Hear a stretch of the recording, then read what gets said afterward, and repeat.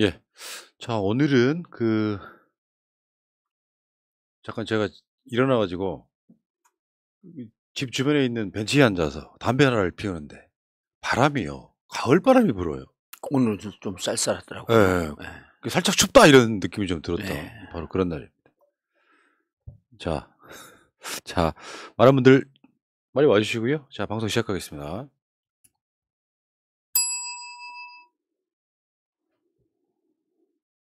정치 천재 정봉주 18번째 방송입니다. 18회 방송입니다. 민주당 정치개혁특위 공동위원장 정봉주 의원 나오셨습니다. 어서 오십시오. 예, 안녕하세요. 정봉주입니다. 네. 양변의 시간? 예. 그 뭐예요? 나는 그 양변기인 줄 알았어, 그게. 양변의 시간 총량제에서 어. 이제 변희재 대표가 요즘 그 윤석열 공격하는데 아주 시원하게 하잖아요. 그리고 또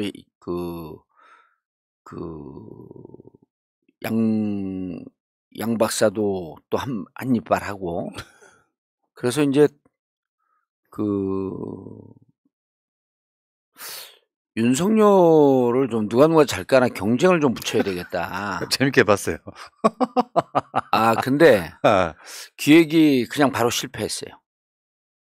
1회로 끝난 거예요? 예, 양문석, 변희재 두 분께는 정말 죄송한데 이제 그 전문 프로덕션이 붙었거든요.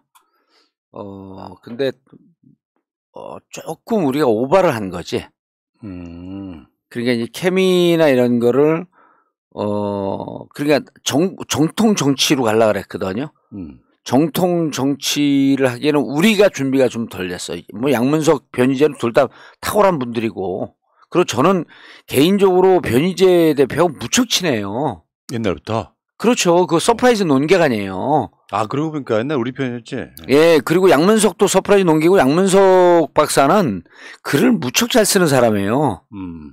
그래서 초창기에 서프라이즈라고 하는 서영석 대표가 했던 우리 진영의 최초의 이념지였었거든요. 그게 이제 막 논객들 들어와서 그때 안티조선으로 두 분이 같이 시작을 했어요. 두 분이 한 배를 탔던 분이죠, 과거에. 안티조선. 그 안티조선은 거의 뭐 노무현 정신이니까 변희재 씨는 친노라고 봐야 돼요. 그러니까 노무현 대통령을 공격한 적은 없어요, 변희재 대표가. 근데 이제 저쪽으로 넘어가고 난 다음에도 저하고는 계속 연락을 하고 지냈어요. 예. 그리고 저는 사실 뭐 이렇게 사석에서 농담식으로 이렇게 뭐 변희재 어쩌고저쩌고 뒷담화 하면서 이렇게 좀 하고 그래도 정색으로 변희재 대표를 욕한 적은 없었고. 그리고 이제 변희재 대표도 그런 거 하니까 예를 들었고 우리 진보 진영 인사를 막 공격해요, 변희재 대표가. 그럼 진보 진영에서 저하고 변희재하고 관계를 아는 사람이 저한테 민원을 넣습니다. 좀 입 닥치게 해달라.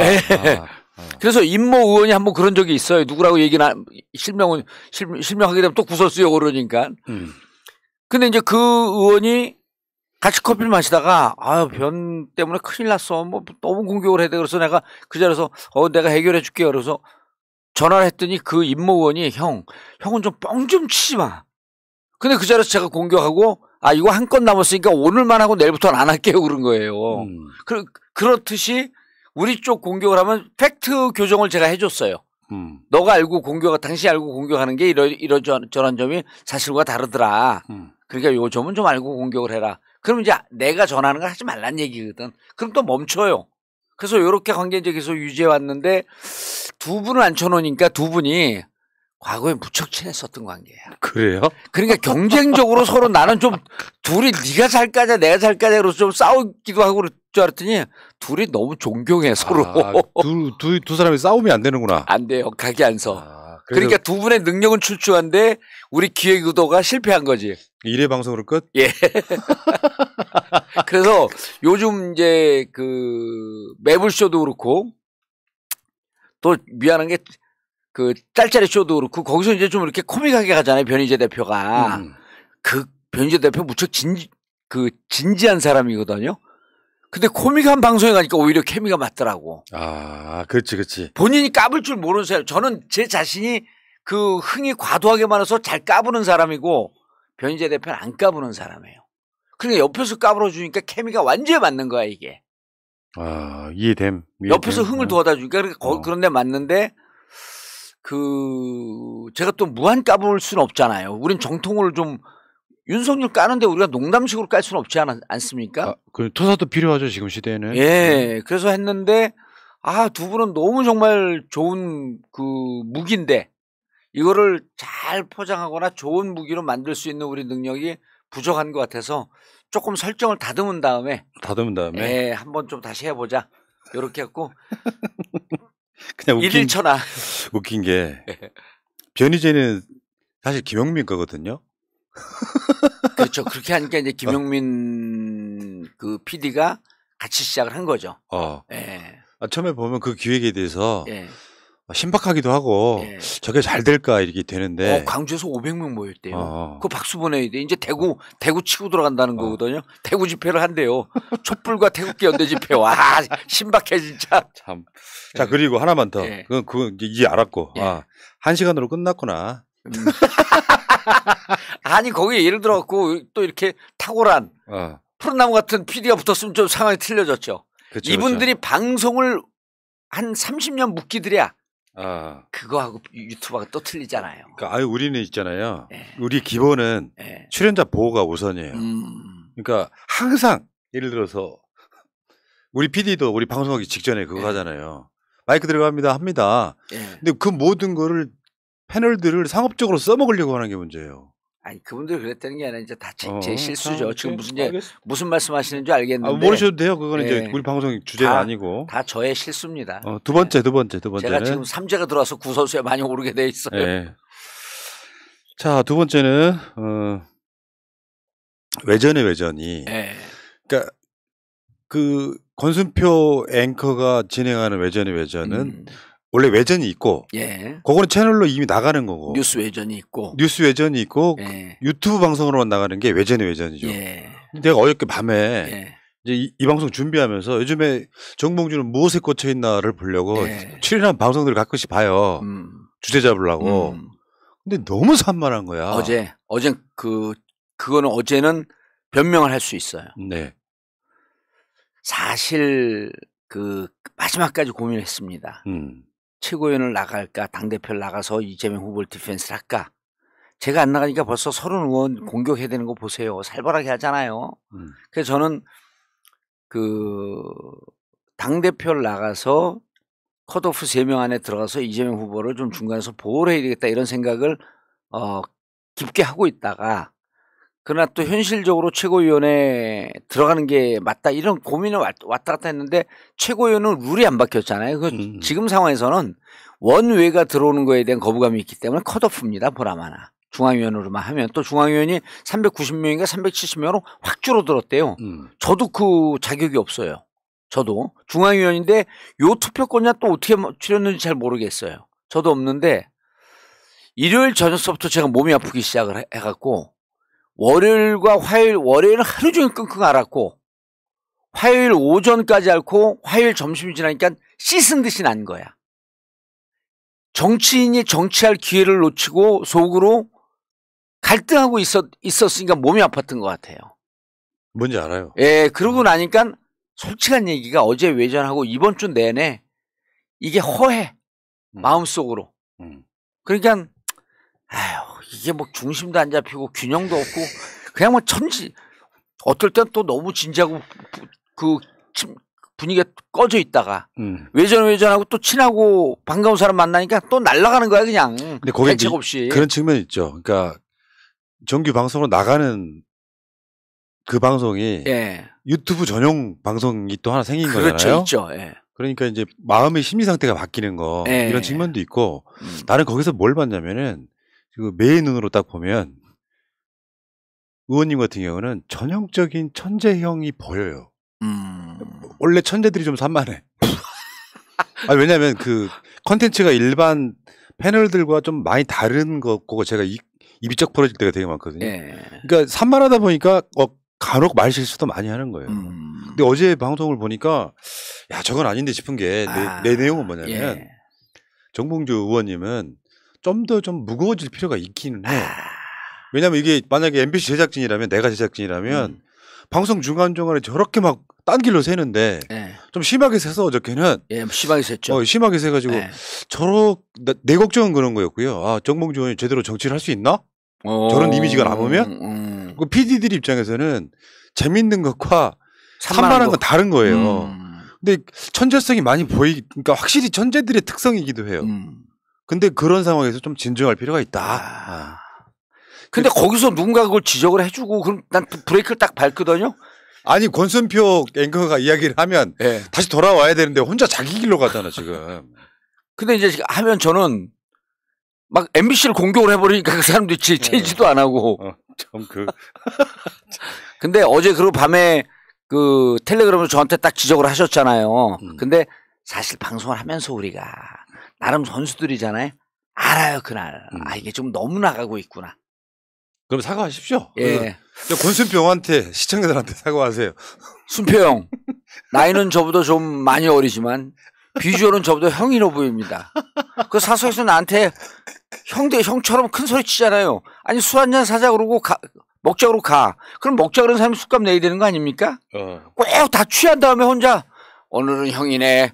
이거 뭐 하는 짓이에요. 그런 제가 그 우리 순표 형에게 어제 깊은 결례를 했고 MBC 방송국에도 좀 결례를 했고 가장 무엇보다도 시청자분들께 좀 산만하게 굴어서 내용 전달을 제대로 못했고 너무 가볍게 보인 점 죄송합니다. 근데 제가 좀 나는 진짜 기본적으로 근데 정치는 가볍게 해야 된다고 보는 거예요. 너무 가벼우니까 문제지. 아 그래요?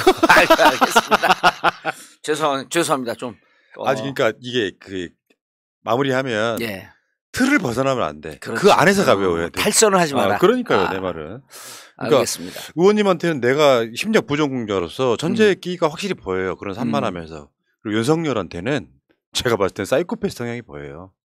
특성 자체가. 사이코패스에다 소시오패스까지 있는 것 같아요. 제 느낌에. 자, 이건 우리 생각입니다. 네. 이걸 또 명예훼손을 걸면 안 돼요. 우리가 생각한데. 네. 네. 혹시 또 다른 거 사고하실 건 없어요? 다른 거요? 가볍게 한 줄로만 딱 갑시다 우리. 그러니까 어제 그 오디오 꺼야 되는데 오디오 끄지 않아서 이동형, 김용민 두 분께 본의 아니게 진심으로 죄송합니다. 사과 말씀드립니다. 자, 시작하겠습니다. 예. 야 역시 봉주 형이야. 자 국민의힘 이야기를 오늘 좀 집중적으로 해볼 텐데. 일단 이준석이 지금 전국을 떠돌아다니고 장돌뱅이도 아니고 부산 장 섰다가 강원도 장 섰다가 뭘 노리는 겁니까? 근데 이준석. 아 근데 이준석은 이제 저 개인적으로 아주 친해요. 근데 이준석은 스펀지 같은 정치 신인이었어요. 지금도 보면 저는 이준석 대표 노림수 없다고 봅니다. 아 그냥 무대 보러 가는 거예요? 아니 지금은 이제 막다른 길에 도달했어요. 노림수가 아예 하기야 없겠네. 예, 노림수가 없고 막다른 길에 도달하니까 머리가 좋잖아요. 원칙과 기본으로 돌아간 것 같아. 다시 밑바닥으로. 예, 가장 제가 이번에 우리 당원당규 그 컷오프 뭐 룰 만들 때 당연히 복잡하면 이 전략과 뭘 세우기 복잡할 때가 있거든요. 그때 심플해요. 당원의 바다에 우리를 던져놓으면 됩니다. 국민의 바다에 던져놓으면 되거든요. 정치인들은. 그리고 정치인 그 국민과 당원과 자기 사이에 있는 담을 완전히 허물어 버리면 돼요. 이준석이 지금 당원의 바다에 본인을 빠뜨린 거예요. 제가 어떻게 했으면 좋겠습니까? 그리고 그 마지막에 무슨 미리 나무를 자르면 어디까지 클지 어떻게 합니까? 그러면서 무슨 시를 올렸다 그러잖아요. 노래 가사를. 그때 그 부분 난 다 보지 않았어요. 그 구절만 보면 참 외롭다 이런 걸 느꼈어요. 쓸쓸하다. 그 이준석 대표가 사면 초과거든요. 경찰 조사 결과 성상납 받았다라고 하면 어떻게 됩니까? 정치 인생 끝나는 거거든요. 그렇죠. 일단 그렇죠. 정치 인생 끝내기에는 너무 젊은 나이 아니에요. 고생도 많이 했고. 예. 근데 본인으로서는 여러 가지 억울한 측면들이 있을 거예요. 윤핵관한테 윤석열한테 본인은 할 만큼 해서 대선을 이겼는데 지방선거도 이겼는데 이긴 나한테 왜 이러지? 그러면서 회한도 있을 거예요. 아, 내가 말을 조금만 좀 줄였으면, 좀 이렇게 각을 세우는 정치를 좀 안 했으면. 그렇지만 되돌아갈 수 없는 거 아닙니까? 그럼 누구한테 답을 구해야 돼요? 당원들밖에 없는 거예요. 자기 편은. 국민들, 국힘을 지지하는 국민들밖에 없는 거예요. 끝까지 몰려있는 상태이기 때문에. 완전히 몰려있죠. 그것밖에 없는 거죠, 지금. 아니, 입장을 바꾸는 거 정치하는 사람으로서 이준석 대표처럼 되면요, 저는 이준석 대표의 멘탈도 무척 강하다고 봐요. 저쯤 되면요. 최고죠. 사실 이준석 멘탈 굉장히 좋아요. 강한 친구예요. 아주 좋고, 우리로서는 카운터 파트너로 무서운 상대예요. 저는 저렇게 내몰린 상태에서 좀 안 좋은 거 결정을 할까 봐 무척 걱정을 했어요. 어떤 결정이요? 안 좋은 결정. 그러니까 어떤 결정이요?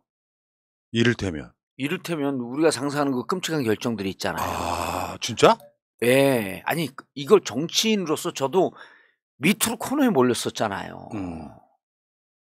그리고 2020년 컷오프 될 때 완전 코너거든요. 하나도 안 보여요, 앞이. 하긴 진짜 대책이 없겠네, 이거는. 역지사지하고 제가 이준석 대표 빙의를 한번 해봤어요. 누구를 자꾸 울고 싶은데 자기하고 똑같은 이 감정의 공감대를 갖고 있는 사람이 있겠습니까? 하나도 없죠. 그러니까 본인이 속으로만 삭힐 수밖에 없는 거예요. 근데 앞으로 길이 보이나요? 길도 안 보여요. 그 윤석열 당선인은 이준석 공이 크다고 할 수 있지 않나요? 23만 표. 저는 이준석 없었으면 윤석열이 이겼을까요? 어쨌든 국힘이 외부에서 용병을 데리고 왔는데 그 용병과 싸우든 어쨌든 하면서 몇 번의 그 우당탕탕이 있었지만 그 와중에 윤석열의 그 인지도, 존재감을 각인시키는 이 역할도 무척 큰 도움이 된 거죠. 아이러니컬하게. 본인의 정치를 하려고 이준석 대표가 하긴 했지만 그런 싸움의 와중에서 결국 이준석의 갈등은 윤석열과 갈등이었잖아요. 그러면서 때론 보수를 분열도 시켜놨고 때론 보수를 진영을 결집도 시켜놨고 어쨌든 모든 관심사를 끄집어내는 견인차 역할을, 보수에 대한 관심사를 끄집어낼 수 있는 견인차는 이준석이 했죠. 그 우리 입장에서는 우리도 양가적 감정이 있는 거예요. 야, 이준석 계속 저 내부 분열로니까 계속 잘한다 라고 하면서도 저러다가 일사불란하게 통일돼서 단합된 모습을 보이면 어떡하지? 그럼 그 위력이 파괴적일 텐데 이 양가적 감정을 다 갖고 봤거든요. 근데 이제 지금은 대선이 끝나고 난 다음에 완전히 내쳐지는 형국아니에요. 본인이 그렇다고 거기에서 무슨 전리품을 요구한 것도 없었고. 그치. 그리고 2014년인지 13년 사건을 갖고 지금 9년이 지난 상태에서 이걸 물고 늘어지면서 자기를 죽이려고 하니 당에서 누구 하나 예를 들어 유승민 의원이 부친 친구인가 그렇지 않습니까? 그 이준석 부친의 친구인가 그래요. 그렇죠. 예, 맞습니다. 예. 그럼 유승민 대표를 만나갖고 사실 술 한잔하고 품에 안겨갖고 그냥 펑펑 울어야 되는 거예요. 이준석하고 유승민하고만 지금 서로 이제 깡패예요. 이 상태에서는. 근데 펑펑 울어야 되는데 이준석의 멘탈상으로는 또 울지도 못한단 말이에요. 그래서 저는 지금 제가 보면은 이준석의 노림수는 없다. 노림수를 찾기 위해서 방랑시인 김사과처럼 전국을 헤매고 있으며 참. 이 헤매고 있는 와중에 당원들의 얘기를 계속 듣고 있는 것 같다. 알겠습니다. 그러면은 이제 더 핵심으로 들어가 볼게요. 예. 사실 이준석 쫓아낸 것은 윤석열의 뜻이라고 봐도 되잖아요. 저는 100%라고 봅니다. 그러니까 윤리위원회가 결정을 내리게끔 뭔가 이렇게 막 뒤에서 압력을 집어넣은 느낌. 예. 분위기 조성이라도. 자, 디테일한 부분에서는 우리가 얘기하면 저분들이 다 반박을 할 거예요. 디테일한 부분. 그런데 예를 들어 우리 어렸을 때 이제 시골에 살고 저도 이제 우리 시골에서 이제 어렸을 때 그 냇가에 그물 치고 송사리 몰고 막 물고기 떼모을 때 큰 틀에서 이렇게 물면서 디테일하게 야 너는 이쪽에서 왼발로 쳐 오른발로 쳐 이런 얘기 안 하거든요. 디테일한 부분에서 약간 상이점이 있다고 할지라도 큰 틀에서는 윤석열 대통령은 이준석을 몰아내는 디테일입니다. 몰아내자.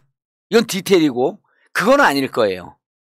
그러니까 당의 주도권을 친윤이 장악하자. 이게 총론입니다. 자, 그러면 주도권이라고 우리가 윤핵관으로 알려진 사람들 꽤 많습니다만 예.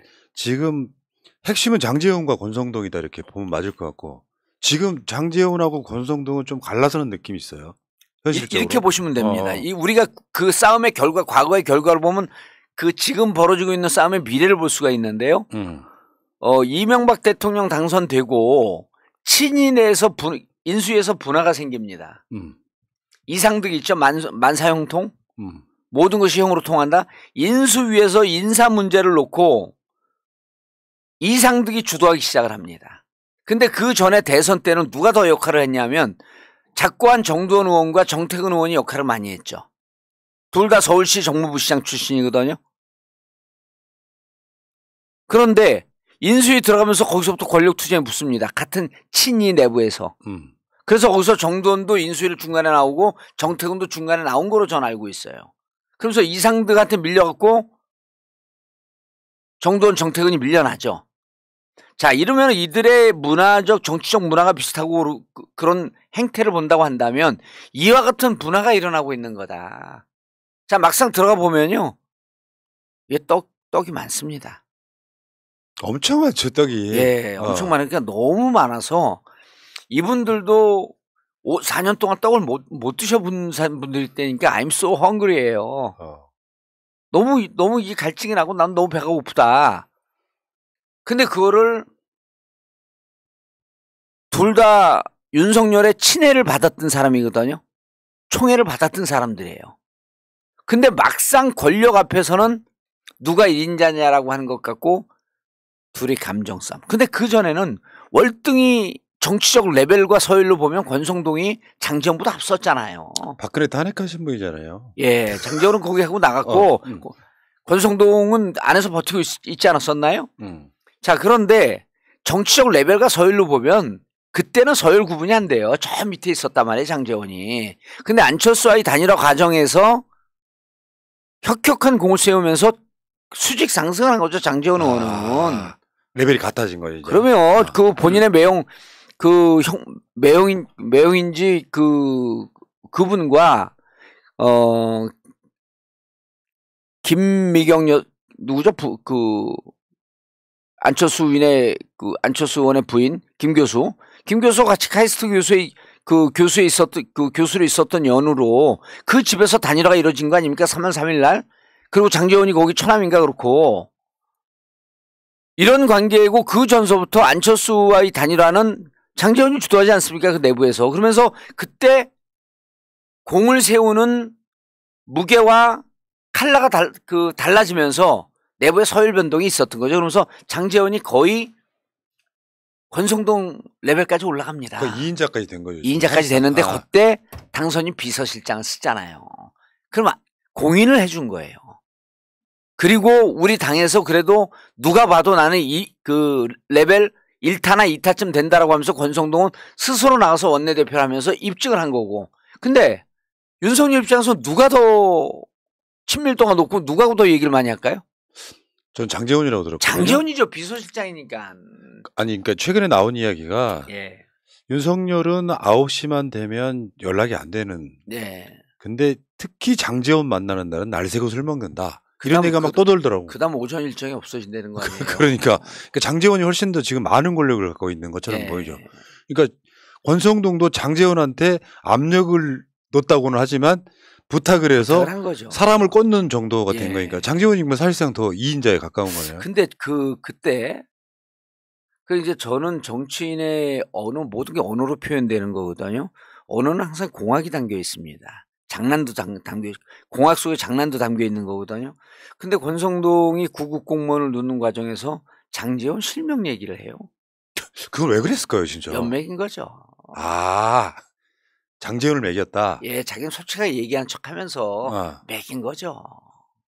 참, 그거 참 예? 진짜. 그러니까 요게 이제 지금은 그럼 매기면서 무슨 시그널을 준 걸까요? 야, 윤핵관이 자꾸만 이거 흔들어서 전대하려고 하는데 전대 안 돼. 내가 전대 나갈 기회는 니네 안 줄 거야? 하면서 장지원한테 네거티브 시그널을 준 거예요. 너무 날뛰지 마. 내가 원내대 비임기는 마치고 그때쯤 전당대회를 해야지. 내년 8월에. 왜 반칙 써? 지금 실세 2인자에 가 있으면, 비서실장으로 가 있으면, 그리고 일타로 가 있으면 몸 조심해라 그때.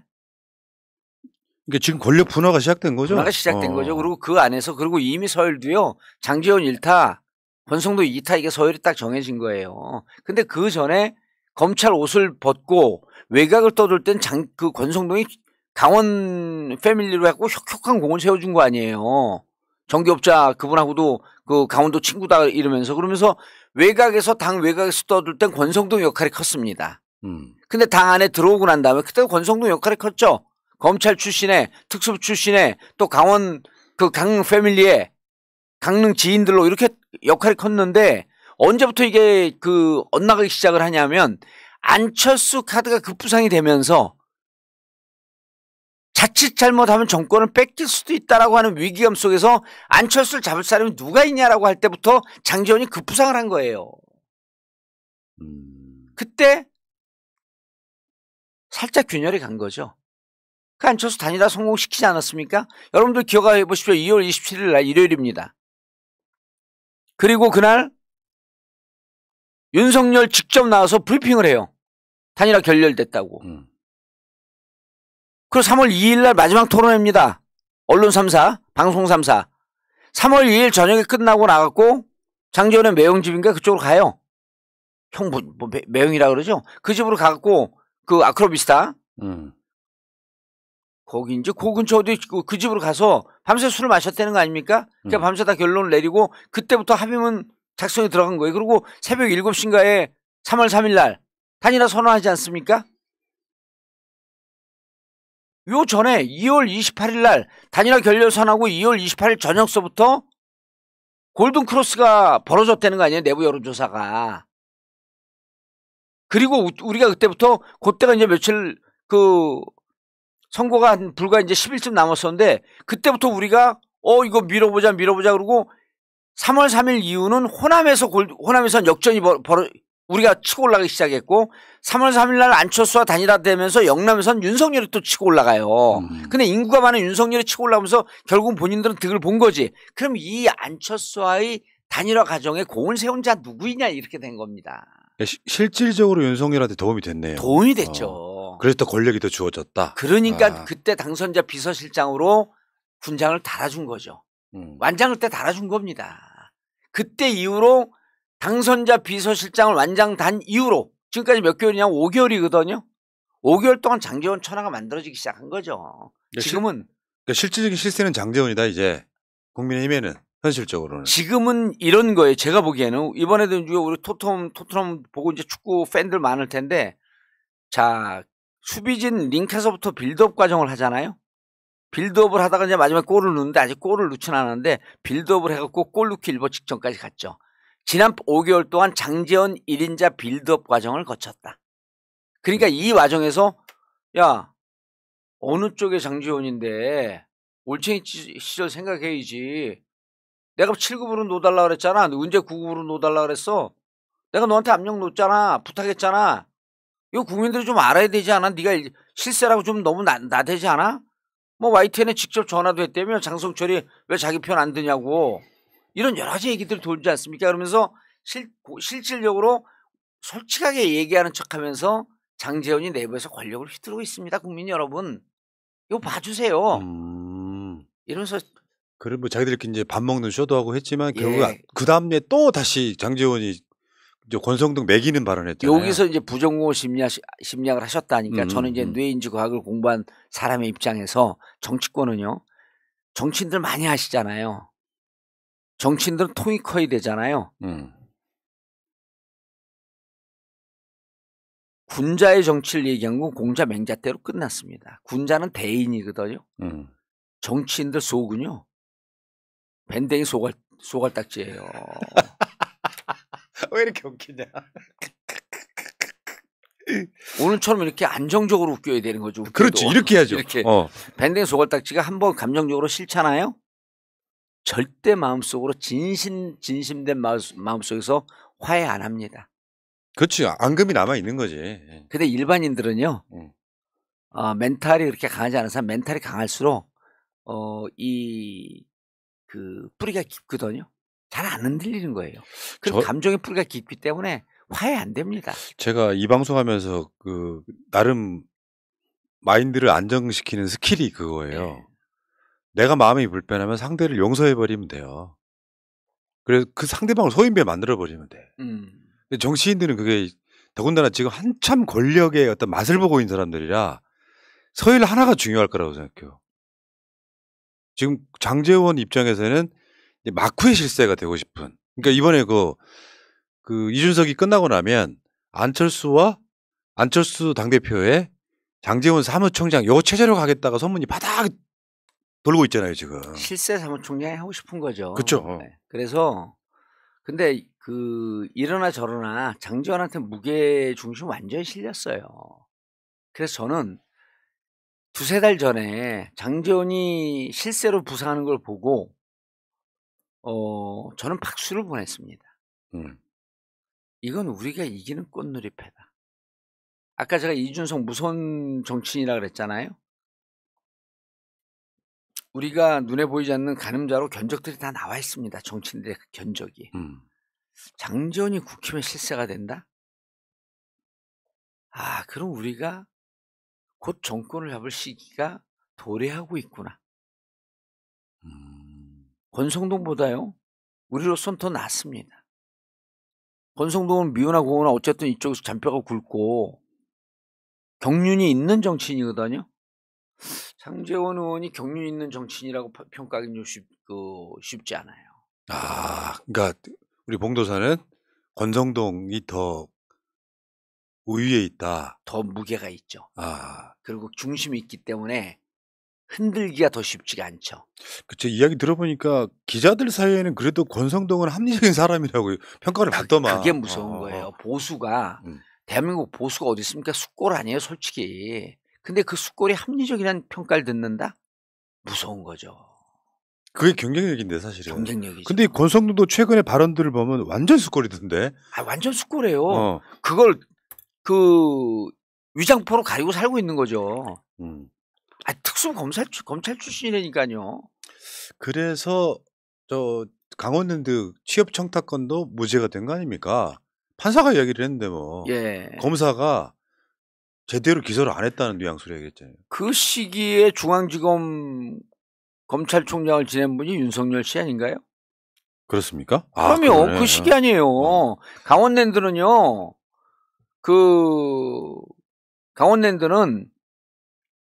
강원랜드 사장으로 재직하고 있던 분이 강원랜드 그 내부 입사 청탁을 누가 다 알겠습니까? 강원랜드밖에 모르잖아요. 그분이 강원도 출신이에요.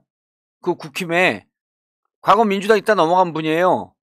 그분이 강원도지사 나가려고 강원도지사 1등, 2등으로 나온 분들 청탁 놓는 사람들 명단을 공개했다라고 하는 찌라시가 있었거든요. 그런데 그게 전체 500명 중에 400명 이상이 다 청탁으로 들어왔다는 거 아닙니까? 기절을 한 거 아니에요? 이게 진짜 90% 이상이 청탁으로 다 들어온 거야. 그러니까 그 지역의 유력 인사들은 다 집어넣는 자기 지역구 사람들. 그래서 거기는 입사 원칙이 청탁 입사라고 하는 거 아닙니까? 그런데 그때가 이미 우리 정부 시절이에요. 자, 이야기 좀 진행시켜 볼게요. 그러면 이제 윤석열은 장제원을 통해서 직할통치하고 싶어 하는 거 아니에요, 사실은? 속마음은 그런 거 아닐까? 그러고 싶은 거죠. 그래서 윤석열의 이제 가닥은 한 두세 가닥 정도 보이는데요. 일단 1차적인 단계가 당의 주도권을 장악을 하라. 당의 주도권을 장악을 해서 2024년 공천에 본인이 공천을 사천하고 싶은 거예요. 그럼 사천하고 싶으면 여기에서 기존에 있던 검찰 출신 국회의원들 말고 이번에 새로 이제 옷 벗고 나오는 사람들 있지 않습니까? 지금 장관우 같은 사람들 이제 2년까지 못 버티니까 한 1년 반쯤이면은 다시 옷 벗을 거 아니에요? 그럼 장관 그 내각 2기로 넘어갑니다. 옷 벗은 사람들 뭐 할까요? 2024년 국회의원 출마할 거 아닙니까? 그럴 때 검찰 출신들 35명 내서 50명 정도를 당선 안정지역에 공천하는 게 첫 번째 두 번째 목표예요. 그러니까 자기 신복을 꽂아야 되고 사무총장이 사실상 공천권 갖고 있는 거잖아요. 공천을 좌지우지할 수 있는 사람이 당을 장악하라는 겁니다. 보통 공관위원장이 사무총장 이 임명하는 그 구조로 돼 있잖아요. 그렇죠. 그래서 이제 공심위가 구성이 되면 외부 공심위원장을 모셔옵니다. 대체로. 예. 그분 바지거든요. 그 실세가 사무총장. 그런 실세가 사무총장이죠. 이제 이해가 됐어. 예. 윤석열 마음속에는 권성동을 사무총장으로 꽂는 게 목표네요. 왜 자기 그 핵심 오른팔을 서열 3위거든요. 당대표, 원내대표 사무총장이에요. 정책위원장 다음에 사무총장인가 그래. 뭐 그 3위에서 5위 사이인데 그 자리를 왜 그렇게 할까요? 당을 쥐락펴락 할 수 있는 것과 동시에 전체 의원의 동향 파악이 가능합니다. 우리 편인지, 그러네, 진짜. 우리 편인지, 우리 편인 척하면서 밤에는 반역의 무리에 들어가 있는지. 지금 윤석열, 그 경선 때 그거 보면 제일 윤석열의 의중이 나오잖아요. 민주당 170명 국회의원과 우리 여기 국힘에서 나 반대하는 한 40~50명이 뭉쳐갖고 탄핵하려고 그러지. 해볼 테면 해봐! 이게 유세 때 한 얘기예요. 그럼 지금 거기에 꽂혀 있는 거거든요. 그럼 우리 쪽에서 넘어갈 수 있는 사람들 그런 상황이 되지 않도록 국힘 내부를 단도리 하라예요. 그러면 국민의힘 쪽에서도 대체적으로 윤석열과 가깝지 않은 국회의원들이 이런 사람들은 위기의식을 지금 느끼고 있겠네요. 느끼죠. 그래서 제가 이미 50명 돌아섰다고 제가 항상 얘기하잖아요. 이게 만약에 선거 코앞이었다면 난리 났겠네요. 그래서 저는 이거를 국힘 출입하는 기자들과 함께 제가 이제 민주당에서 자꾸만 저를 컷오프 시키거나 내치지 않고 민주당 전략 사이드에 있으면요. 전 기자들하고 윤석열에게 등진 멤버들 있잖아요. 반윤 명단 해갖고 제가 여의도에 찌라시 돌려버립니다. 그래갖고 57, 8명 나오잖아요. 그럼 그분들 또 공천 못 받을 거 아니에요. 공천 못 받으면 57, 8명이 가만히 있을 겁니까? 대전쟁이 벌어지죠. 야. 네? 그런데 지금 그런 걸 안 하고 있죠. 그런데 문제는 지금 예를 들어서 윤석열 지지율이 고공행진을 하고 있다면 모르겠지만 윤석열은 지금 제가 봤을 땐 그래요. 초반 세팅도 잘못됐고 그러니까 단추를 잘못 채운 데다가 현실적으로 지금 탈출하려고 하는 방식이 이제 말하자면 이런 거예요. 윤석열이 지금 하는 방식을 바꾸지 않는다면 저번에도 봉도사가 이야기를 해 주셨어요. 그러니까 이쪽을 품지 않는다면 지금 하는 모든 행위는 보수층을 위한 전략밖에 없잖아요. 그러니까 윤석열 지지율은 50% 넘어가는 건 임기 내내 불가능한 상태. 그러니까 임기 내내 윤석열 반대층과 싸울 수밖에 없는 상태. 여기서 이제 실제로 중도나 윤석열한테 멀어진 보수들이 언제 윤석열을 버리느냐 이거 아닙니까? 그런 거죠. 그런 건데 예를 들었고요. 이번에 이제 제가 어제도 이제 다른 방송에서 세 갈래로 얘기를 했는데 조선해양 이거 불법 파업이라 그랬어요. 그 다음에 강제 북송이라 그랬어요. 그때 공식적으로 발표한 게 추방이었거든요. 강제 북송은 지금 만든 말입니다.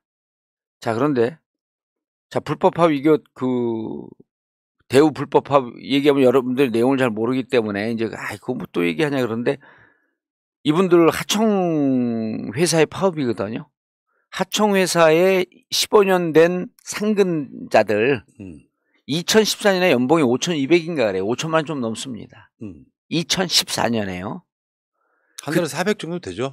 그렇죠. 그리고 그래갖고 그게 15년 된 겁니다. 15년. 근데 이제 그때 막 산업은행 구조금융 들어가고 그럴 때예요. 그래갖고 청와대 안가에서 최경환이가 막 구조금융 2조인가 3조 때리고 막 그럴 때예요. 그러니까 그때 하청 기업들도 우리도 허리띠를 졸라매자 그래갖고 연봉 삭감을 승인을 했어요. 동의를 했어요. 그래갖고 3,800인가까지 떨어집니다.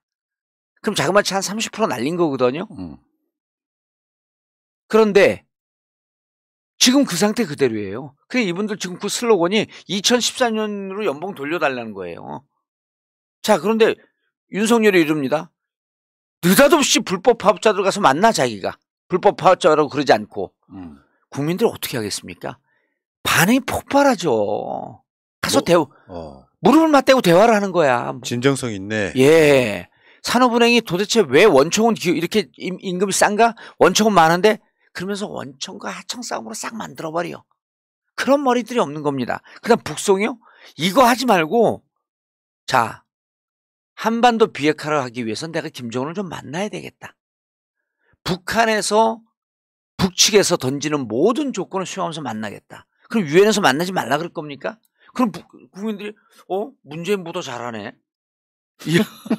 저 가서 만나겠대. 답이 있어 여기 지금 여기에. 아니 이런 걸 왜 안 하냐. 이런 거를 검찰 출신들이 찍어 누르고 장난치려고 그러니까 안 되는 거예요. 그러니까 무조건 수사만 하면 되는 걸로. 그렇죠. 그런데 요 얘기를 국힘의원들도 한 50명은 다 압니다. 정치를 해본 사람들은 알아요.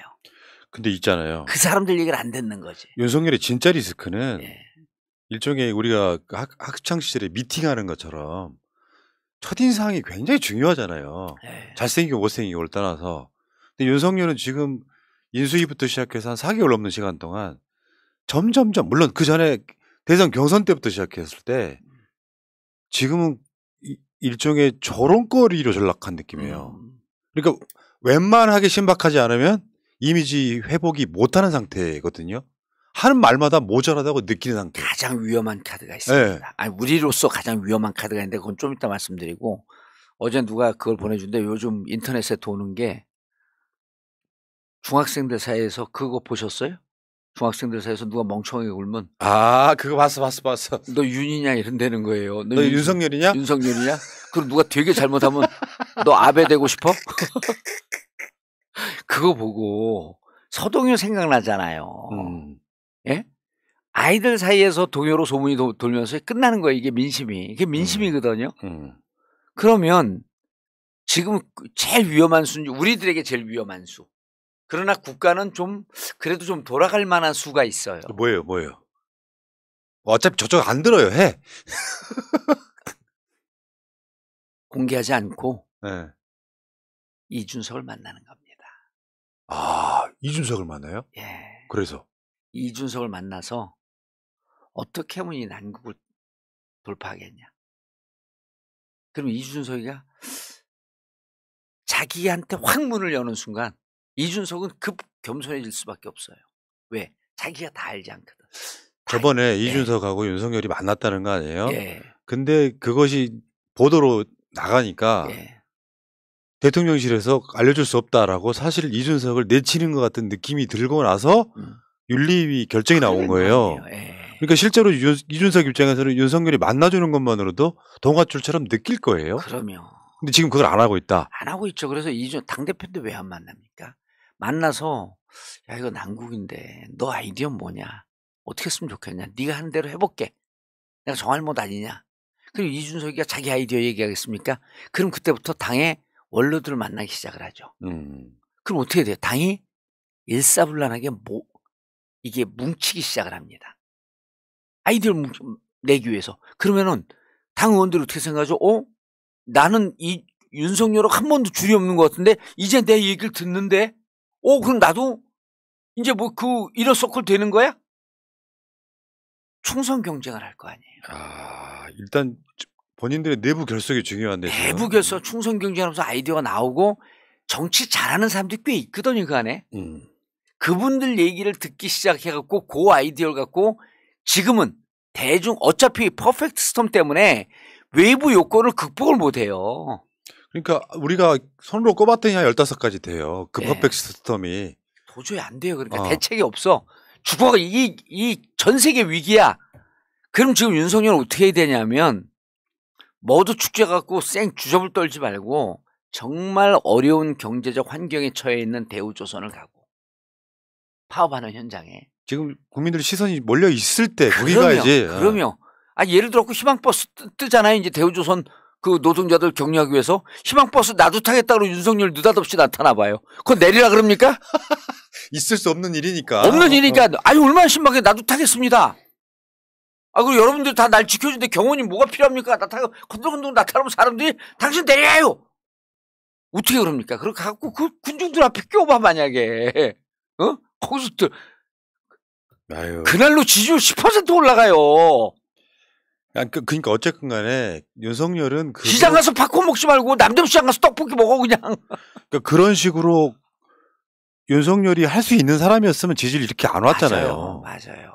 근데 그거를 이준석은 할 수 있다는 거예요. 야. 그리고 당 의원들 할 수 있다는 거예요.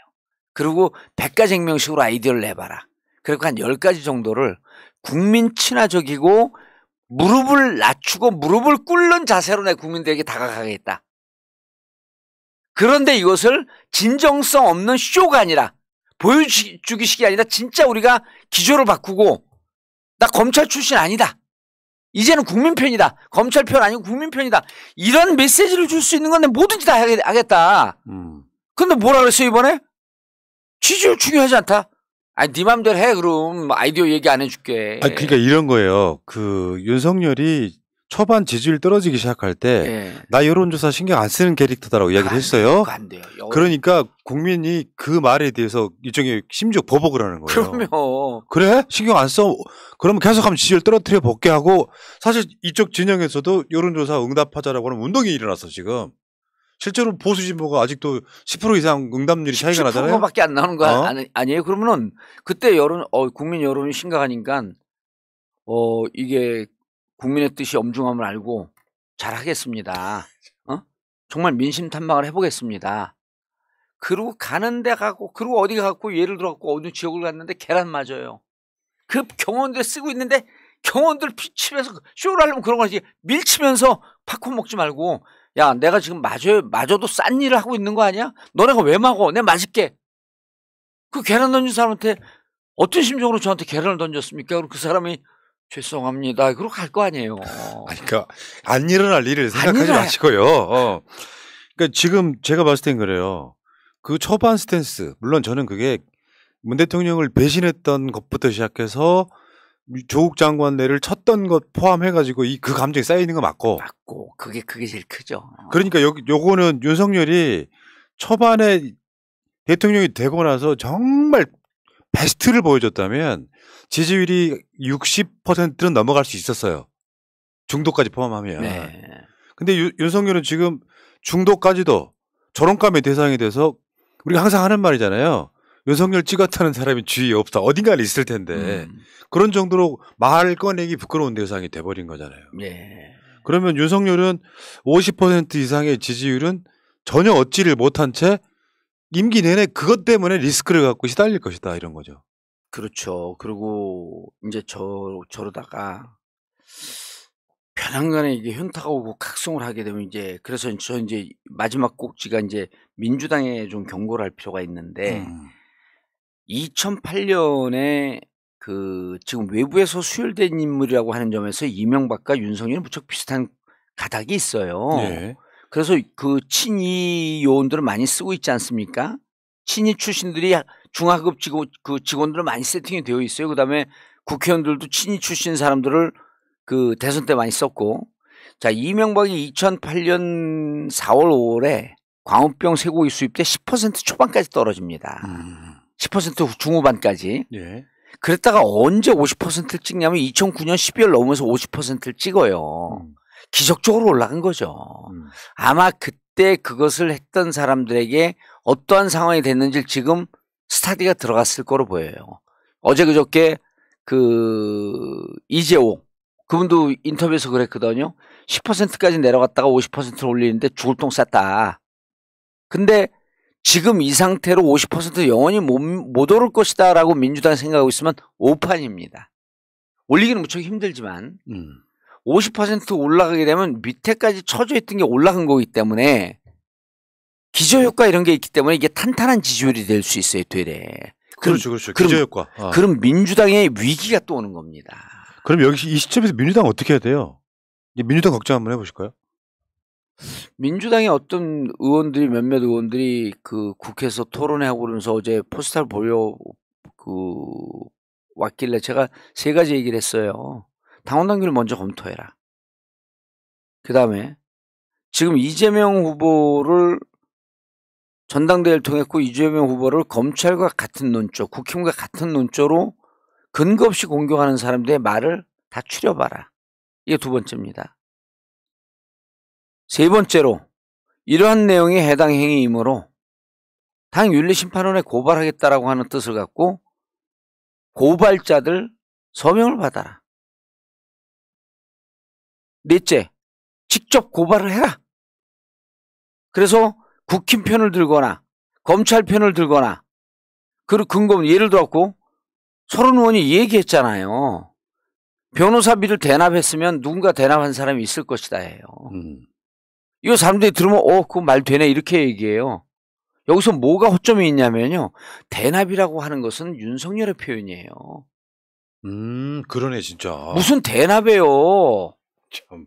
2억 5천 14명 변호사 2억 5천 다 냈고 민변 변호사 3명은 자봉했다 그러고 하고 그러니까 2억 5천 변호사 비용 받은 사람들 다 조사했잖아요, 변호사들. 그러니까 변호사비 대납은 정확히 말하면 이낙연을 지지했던 소위 똥파리들의 의제예요, 그게. 그게 맞습니다. 그런데 지금 어떻게 악의적으로 공격하냐면 현금 재산은 분명히 줄었는데 예. 아파트 값이 올라서 전체 재산이 줄지 않았다는 것에 대한 의혹 제기였거든요.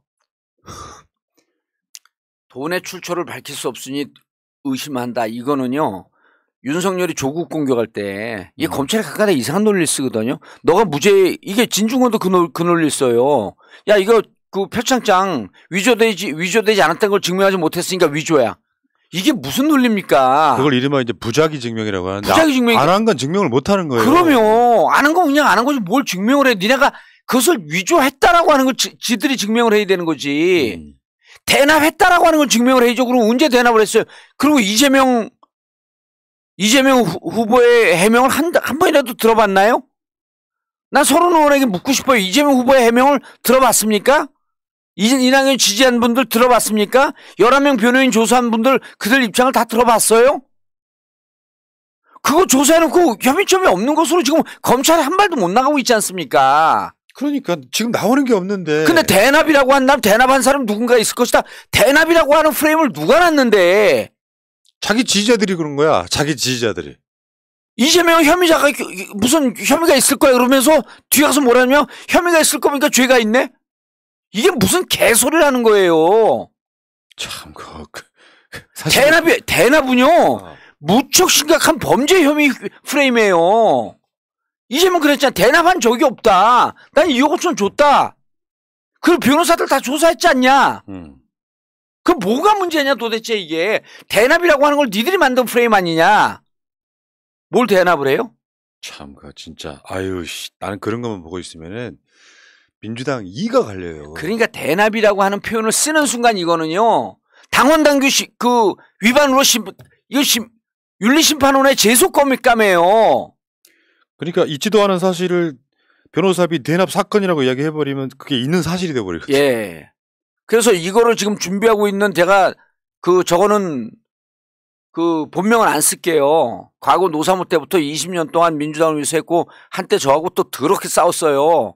막 치고받고 싸웠어. 그러다 이제 또 하야하고 정동영 의장 당선에서 2007년대 열심히 뛴 불암산이라고 닉네임 쓰는 분이 있어요. 그 불암산. 예, 아시죠? 네. 그 불암산이 저하고 또 갑자인가 그래요. 저하고 이제 서로 자주 보진 않지만 이제 깊은 서로 신뢰가 있어. 그분이 이러저러한 일을 하고 있는데 당원들 모여서 뭐 민주화도 하고 있고 그런데 제가 그분한테 문자가 왔길래 이건 해야 된다.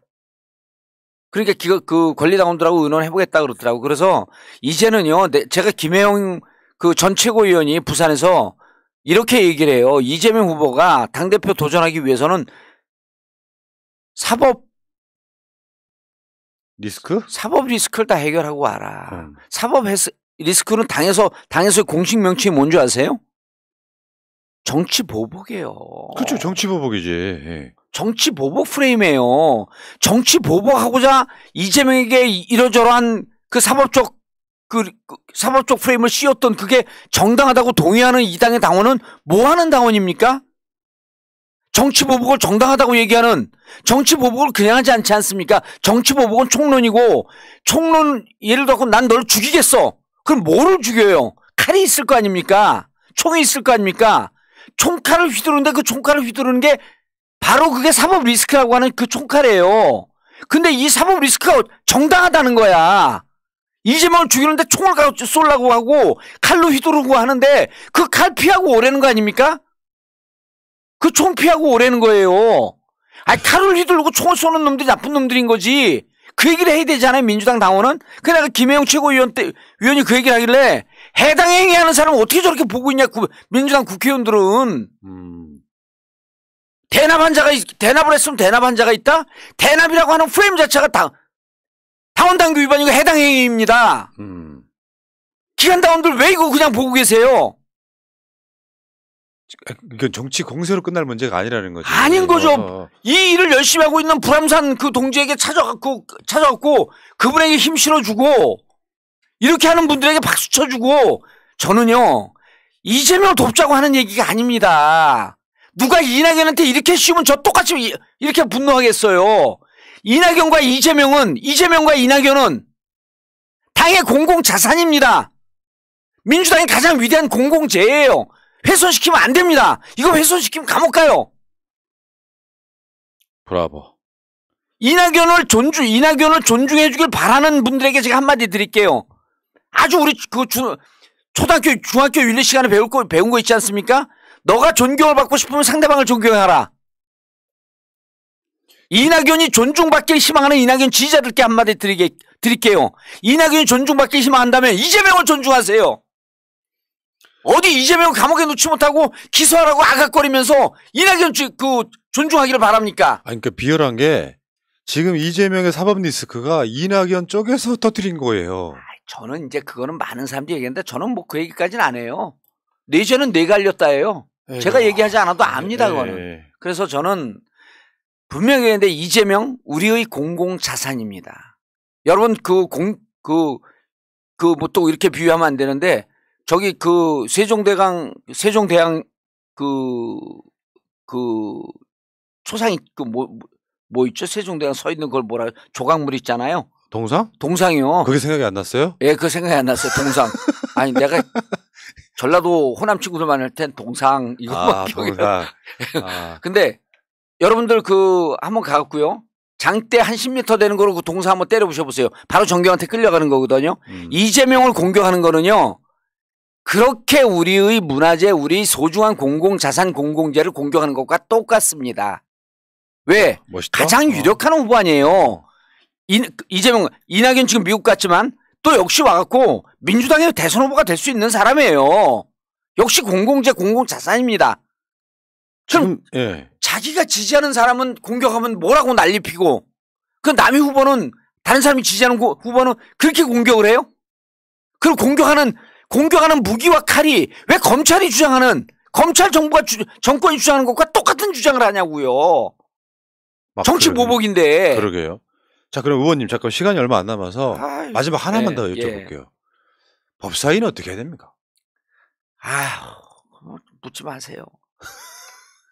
말씀하실 거잖아요. 2년을 그냥 내주겠다는 거예요. 아무것도 못하지 이제 법사위를 그냥 주겠다면. 뭐 권한을 뺏는다거나 이런 게 아니라면. 아니 내가 민주당도 지금 가닥가닥 하는데 내 생명을 연장할 수 있는 인공호흡기를 유일하게 달고 있는 게 그게 법사위예요. 그럼 만약 이재명 의원이 당대표가 돼도 법사위가 저렇게 막힌다고 하면은 일하기 진짜 힘들겠죠? 힘들죠. 어떻게 해야 돼요? 만약에 박홍근이라면 어떻게 하시겠어요? 제가 박홍근이라면요? 그때는 틀렸고 지금 맞았다. 그게 뭐예요? 그때 주기로 한 건 틀렸고 지금 안 주기로 한 건 맞았다. 법사위는 그때 약속 그러고요. 아니 후손의 일을 선대가 약속하는 게 어디 있어요? 저는 윤호중 원내대표가 약속 잘못했다고 보거든요. 본인이 하든지. 아니 그러니까 이게 권성동도 박홍근과의 합의를 파기한 적이 있잖아요. 근데 본인이 안 한 약속을 꼭 굳이 지켜야 될 이유는 없잖아요. 그러니까 저는 왜 지키는지 모르겠어요. 그럼 방법이 뭐냐고요? 박홍근이라면 어떻게 해야 되냐고요? 아니 지금 과반석이 넘잖아요. 과반 의석이 넘는데 계속 밀고 가면요. 안 들어오면 여당 손해예요. 아 그러니까 지금 마치 일본에 사과하자고 간 박진하고 비슷해. 굳이 권성동이한테 손을 내밀 이유가 없잖아요. 아니 170석 의석이 있으면요. 과반수 출석 과반수 표결로 모든 상임위가 굴러갈 수 있어요. 자 몇몇 상임위 주겠다. 그럼 만약 들어오지 않는다고 한다면 언제까지 시한 정해놓고 상반기와 똑같이 전체 상임위 다 우리가 갖고 가겠다. 국회는 움직여야 되니까. 제 주장이 그거거든요. 일단 가자고 와 민주당에. 그럼 너희들 들어오게 되면 하는 거 보고 하나씩 둘씩 나눠줄게. 근데 민주당 입장에서는 예를 들어서 새로 출범한 정부에 그러면요. 국민들이 민주당 욕할 것 같죠? 국회 파행은요. 지금은 욕할 것 같지만 나중에 기록은 여당 욕 몫이에요. 책임은 여당 몫이에요. 아니 민주당 아직도 지들이 여당인 줄 아나 봐. 그러니까 이게 국회를 못 열어서 안달이나는 거예요. 물론 이제 민주당의 명분은 민생 살려야 되기 때문에 국회 열어야 된다 이렇게. 그거 국힘이 욕 먹어요. 여러분 욕 안 먹어요. 저분들 왜 그런 줄 아세요? 민주당 의원들이요. 자기 정체성 정치인으로서 소신 소명식 이런 게 철학이 없으니까 지역감 막 욕해요. 야 국회 좀 열어라. 그만 발목 잡어. 이런 사람들 다 보수적인 사람들이거든요. 그런 사람들 얘기 들으니까 그렇습니다. 그리고 또 본인이 이 구조주의 철학과 뇌인지과학에서 보면 그러잖아요. 본인이 듣고 싶은 것만 듣고 그 시대의 문화상에서 그 시대의 얘기만 듣고 본인이 듣고 싶은 것만 듣는 거거든요. 다 보정이 돼갖고 본인이 수박이니까 수박 얘기만 들리는 거예요. 수박 지지자들 뭐라 그러는지 아세요? 야 법사위 빨리 줘. 그럼 빨리 열어. 이른다 말이에요. 수박이 골든 말든 상관 안 해. 맞아요. 그러니까 제가 이 방송하다가 느낀 것 중에 하나가 가끔씩은 우리는 심판을 보려고 하는데 실제로는 지지자들의 목소리가 강하게 나와야 협상 테이블에 앉은 사람이 힘을 더 받는 측면이 있거든요.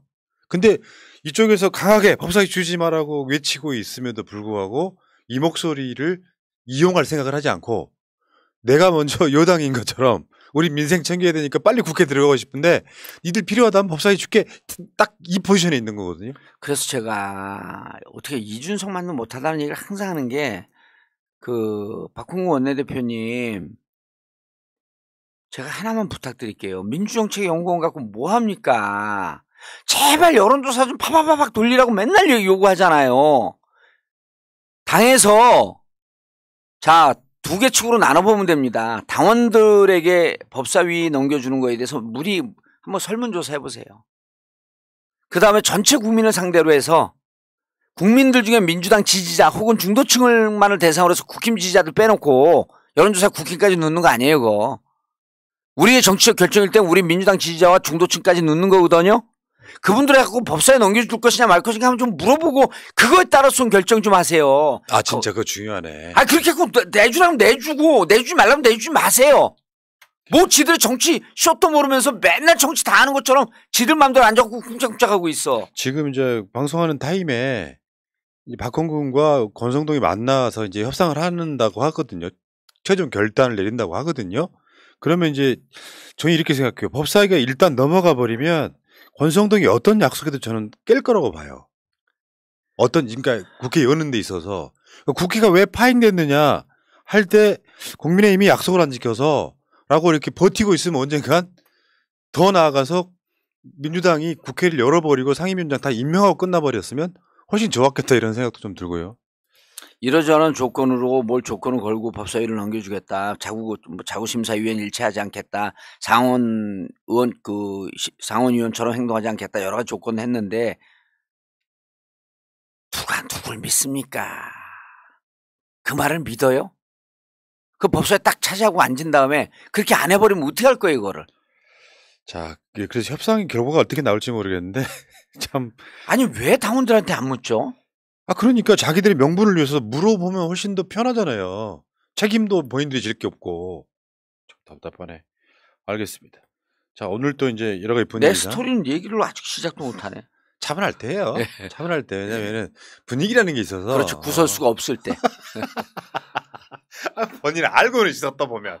참, 아이고. 식은땀 날 때 있어요, 좀. 제발. 네. 왜냐면은, 솔직히 말씀드리면, 새날 방송에서는, 봉도사가 전 본물이에요. 마음도 짠하고, 잘 됐으면 좋겠고. 근데 밖에 나가서 내가 컨트롤이 안 되니까. 사실 저 매니저로 계속 쫓아다니실래요? 그러니까 내 입장은 뭐냐면, 그 좋은 콘텐츠를, 네. 뭐 다른 맞아요. 태도 같은 걸로 어제 그냥 까먹는 거예요. 12시 넘어서 그 텔레그램 받고 내가 조금 석연치 않은 구석을 누군가 딱 짚어줄 때 쨍 하는 거거든요. 얼마나 사랑하는지 아시겠죠? 예, 감사합니다.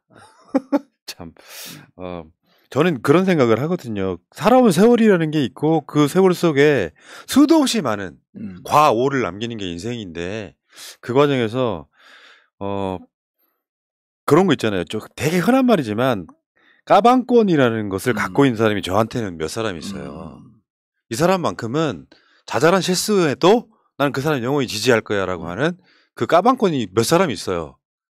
근데 그걸 이제 악의적으로 해석하는 사람들은 친분 관계라고 생각하는데 아닙니다.